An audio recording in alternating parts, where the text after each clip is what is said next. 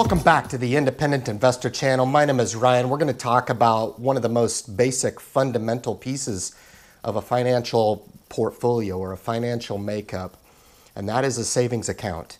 And you guys might be interested to know my perspective on how it is that I utilize a savings account for my own benefit and also some of the benefits that I see and have identified. You may be aware of a lot of these, but you may not be aware of some of them. And you may be interested to know how I approach looking at and how I strategize using a savings account in my total overall picture. So guys, if you do enjoy the message, I would ask you to consider subscribing to the channel. We talk about basic financial principles as it relates to a total overall, your total overall financial health in the stock market. And you got to have a lot of moving parts. And this is just kind of one of them. And I've been wanting to do this video for a long time, talking about a savings account. How exciting could it be? Well, in a 5-minute video, I'm going to offer you guys what it is, my perspective on how you guys can look at utilizing a savings account based on what my perspective offers and how I've used a savings account over the years. And it kind of goes along with the premise of the piggy bank, right? The idea is that you drop the coin into the piggy bank and you don't actually see the money.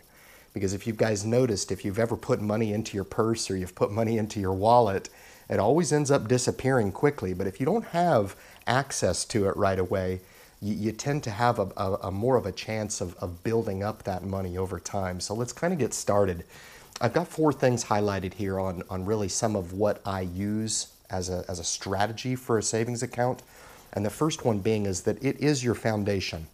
And this is one of the differences between independent investing and investing with a financial planner is I put more value in having a built-up savings account. And having that savings account, whether it be jointly owned by you and your spouse or owned individually by you, this is going to be your base. This is what I consider and refer to as your sleep easy money. This is the foundation to your overall portfolio. Now, you're not going to get appreciated growth. Interest rates are so low in these accounts nowadays that you're not going to make accelerated growth. You're not looking to do that. I want you to look upon your savings account as being your base or your foundation within your financial picture. That's going to be very, very important for you to understand and not expect too much out of this savings account because it's not going to deliver you compounding growth, okay? It's not going to deliver or pay you dividends, all right? It's not going to do that. Matter of fact, it's probably going to pay you a nominal interest rate to keep that in there. But keep in mind that this is playing the part of the foundational cash pillar in your account. And I cannot overstate the importance of that.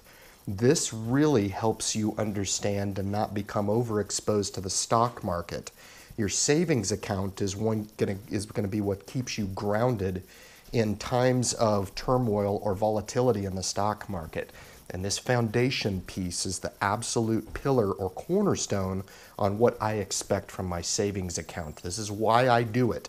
This is why I'm so adamant for folks when they're looking to preliminary build their portfolio and achieve financial success. They've got to look at all these moving parts and how important they are in strategically putting together. So a foundation. Number 2 is the surplus piece. You guys will notice, as you live your life, you get small interjections of cash. And some of you are probably saying, yeah, right, Ryan, when does that happen? Well, it happens probably more often than you think. Unfortunately, people always opt to going and buying something outside of taking that surplus and putting it into the savings account, which is the topic of our discussion, right? So many people, they'll get their tax return, they'll take it out and they'll buy something luxurious with it, a new television, whatever, down payment on a new car. I hope not. But as we get these small injections of cash, maybe we get, something unexpectedly throughout the course of our year. Sometimes that happens. This savings account acts as really the drop point for a lot of that surplus.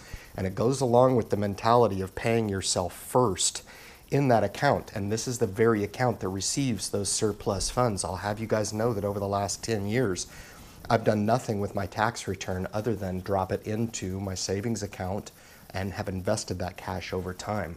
Number 3, your savings account does help you meet that obligation to have at least 6 months of earnings built up. It's along the Ramsey principle of having some money built up.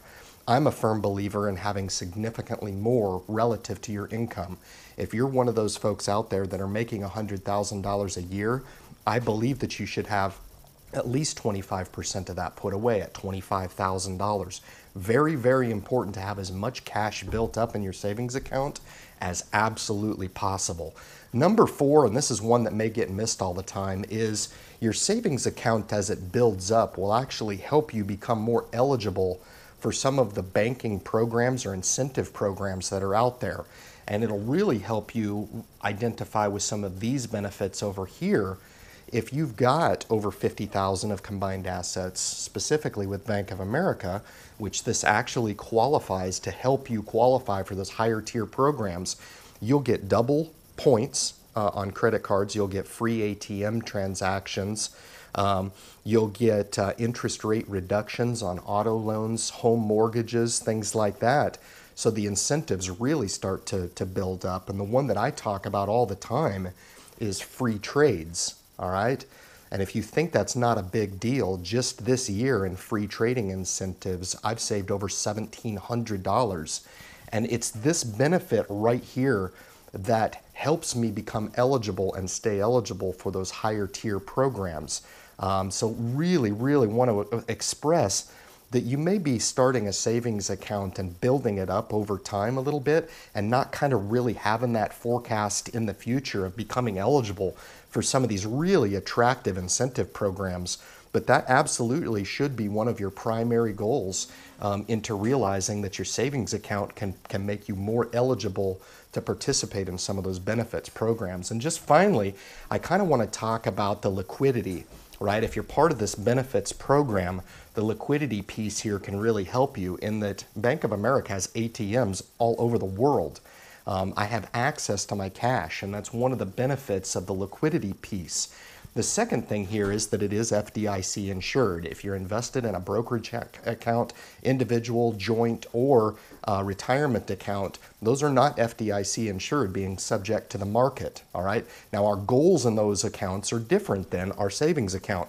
But one thing that is really, really important here is if you've got savings up to $250,000 or less, those accounts are backed up FDIC insured, right? In case the financial institution goes into a real turmoil, you know that your money's backed up. And the last thing here is sometimes gets missed. They say, well, Ryan, you might have too much cash on the hand, or Ryan, you're recommending that people have too much cash. I disagree wholeheartedly.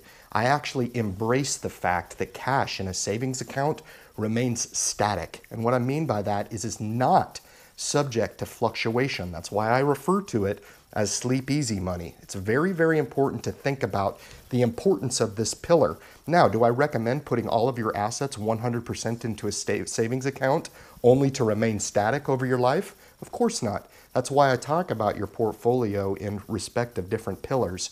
And your savings account is the one that meets a very, very strategic niche in any healthy portfolio when you look at it holistically.